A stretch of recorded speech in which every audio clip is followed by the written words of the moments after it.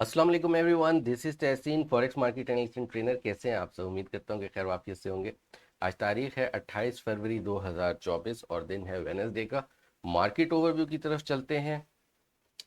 अगर आपका broker पीएमईएक्स, Exness, hot forex या ऑक्टाफेक्स है तो आप वीआईपी सिग्नल ग्रुप में ऐड होने के लिए रब्ता कर सकते हैं। वर्ल्ड वाइड रब्ते के लिए मेरा व्हाट्सएप नंबर +9230323344 डिस्क्रिप्शन में भी मिल जाएगा।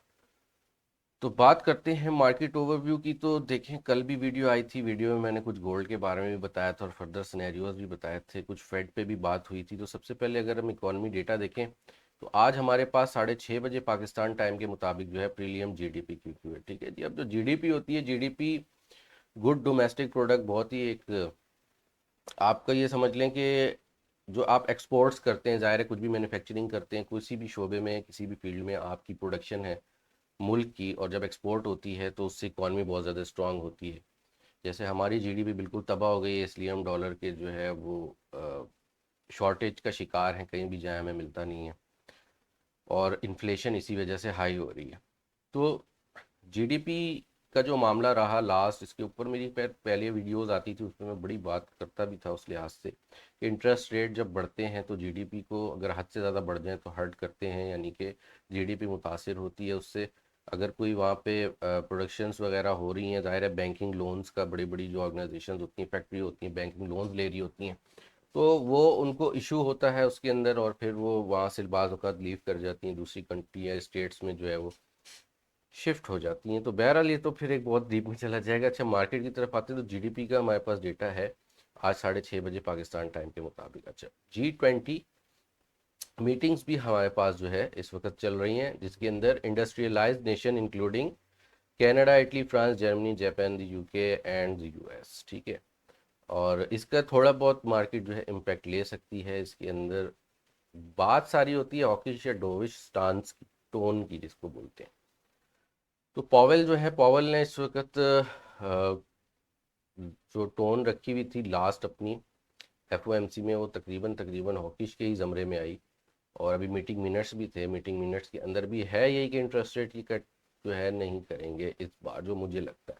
अच्छा, कल का जो हमारे पास डेटा आया था उस डेटा के हिसाब से भी बात कर लेते हैं। देखिए, कल का डेटा हमारे पास जो आया था ड्यूरेबल गुड्स का, वो डेटा हमारे पास जो है कम आया था, यानी बैड आया था। लेकिन इस डेटा की इतनी ज़्यादा इंपॉर्टेंस थी नहीं। हाँ, कंज्यूमर कॉन्फिडेंस का जो डेटा था मेरी नज़र में ये था, इसको थोड़ा सा नज़र में रखते हुए डॉलर जो है अप मोमेंटम इतना ज़्यादा नहीं बना सका। क्योंकि अगर मैं बात करूं टेक्निकली तो कल कुछ गोल्ड का सिनेरियो यही था हमारे पास। ठीक है, रेजिस्टेंस इसकी जो है वो होल्ड थी अपनी, यही जो लेवल मैंने आपको बताया था 2040 से लेके 2045 तक का लेवल।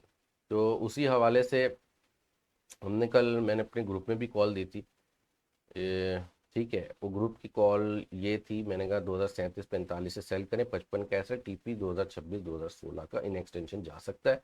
यूरो यूएसडी भी 1.0844 से जो है वो सेल करवाया था, ये एसएल था, टीपी था। Always use trailing stop. देखें, ट्रेलिंग स्टॉप हम सबको बोलते हैं यूज़ कर लिया करें। जिनको नहीं पता वो पूछ लेते हैं। खैर, ये मैसेजेस भी काफ़ी आए हुए हैं इस वक्त। तो अब सिनेरियो कुछ यूं ही था। देखिए, ये एक उस वक्त था, और इस यहाँ पे टॉप मैंने कहा था मार्केट बना के इसको होल्ड कर सकती है। तो यहाँ से टॉप जब बना और मार्केट ने इसको होल्ड किया तो यहाँ से हमने सेल कर दिया इसको। तो थोड़ी बहुत मार्केट नीचे आई है, नेकलाइन का एरिया वगैरह बन रहा है, लेकिन प्रॉपर इसको थोड़ा नीचे यहाँ तक फर्दर आना चाहिए। अच्छा, DXY कल इस सपोर्ट पे बैठा हुआ था, मैंने आपको बताया भी था कि यहाँ से मार्केट जो है क्या कहते हैं कि अप मोमेंटम यहाँ से बना सकती है। तो मार्केट ने यहाँ से अप मोमेंटम बनाया भी इसके ऊपर। और यहाँ से देखें, अभी ये डाउन चैनल जो था इसको ब्रेकआउट कर लिया। तो डॉलर इंडेक्स जो है अपसाइड मोमेंटम बनाता हुआ मजीद हमें फर्दर यहाँ तक दिखाई दे रहा है। अब क्योंकि ये होल्ड कर लिया, अगर इसको मैंने कल बताया था ब्रेक करके रीटेस्ट करके होल्ड करता है, सेलिंग करता, तो फिर सिनेरियो चेंज हो जाता। उसी लिहाज से हमारे पास ऑस्ट्रेलियन डॉलर में भी ड्रॉप आया। ठीक है। और ऑस्ट्रेलियन डॉलर मैंने आपको लास्ट बताया था कि गोल्ड के साथ थोड़ा इसके मूव होते थे कि गोल्ड भी थोड़ा ड्रॉप हुआ है। तो ये भी वैसे तो अगर डॉलर स्ट्रेंथ में आता है तो हर उसका इन्वर्स पेयर जो रिलेशन कर रहा होता है डॉलर के साथ, उस पर इम्पैक्ट आता ही है, लेकिन इसका थोड़ा सा बिहेवियर चेंज होता है। गैस की अगर बात करें तो देखें गैस अप मोमेंटम थोड़ा बना रही है, यहाँ पे अपनी ये रेजिस्टेंस है, ये ब्रेक करती है तो देखें यहाँ पे मैंने इसके ऊपर बाय स्टॉप भी देखे अंदाजन छोड़ा हुआ है 2.0 के ऊपर। ये अगर मार्केट यहाँ से ऊपर निकलती है तो ये बाइंग के इसके अंदर आ जाए और ये यहाँ से मार्केट का हम टीपी जो है अराउंड 3 करेंगे। बहरहाल वो देखेंगे जो भी होगा मामला इसके अंदर।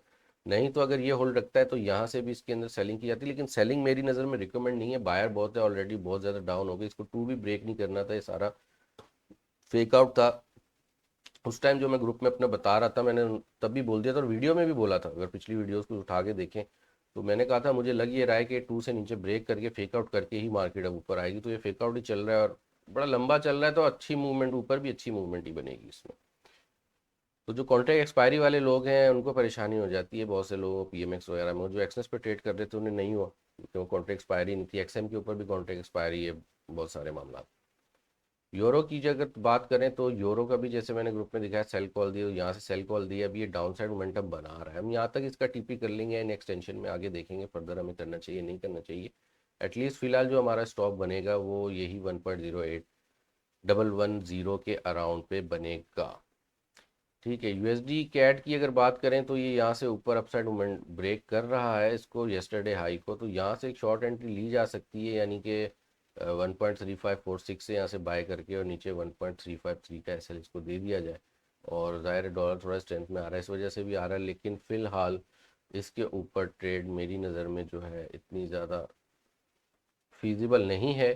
प्लस यहाँ से जाएगा तो ये भी एक रेजिस्टेंस एरिया ये भी इसका बनेगा, तो हो सकता है यहाँ पे मार्केट इसको रोक दे। बाकी यूएसडी कैट का ऑयल के साथ होता है तो देखिए ऑयल जो है ना इस वक्त रेजिस्टेंस होल्ड कर रहा है, तो यहाँ से डाउन मोमेंटम इसका बनने के बहुत ज़्यादा चांसेस हैं।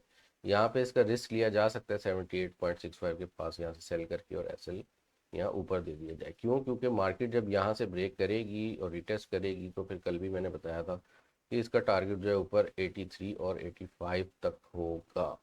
और फर्दर मज़ीद अगर ये यहाँ से नीचे आती है तो फिर यही लेवल है 75.5 का, ये ब्रेक करता है तो मार्केट डाउन साइड हमारे पास इसमें बना सकेगी। इस ट्रेंड लाइन को सपोर्ट मार्केट फिर नहीं करेगी, एटलीस्ट मार्केट उसके बाद आएगी भी तो हमारे पास 72 के अराउंड तो आएगी, और फिर फर्दर उसके बाद इसको हम देखेंगे कि ये क्या करेगा, क्योंकि 72 के पास की सपोर्ट बनती है। ठीक है जी, मेरा फेसबुक पेज भी तहसीन फॉरेक्स ट्रेनर के नाम से है, मेरा यूट्यूब चैनल भी तहसीन फॉरेक्स ट्रेनर के नाम से है, सब्सक्राइब कर लें। नेक्स्ट वीडियोस के लिए इन्फॉर्मेटिव अच्छी लगे तो शेयर भी कर दीजिएगा। ठीक है जी, थैंक यू सो मच, मिलेंगे नेक्स्ट वीडियो में। अल्लाह हाफिज़।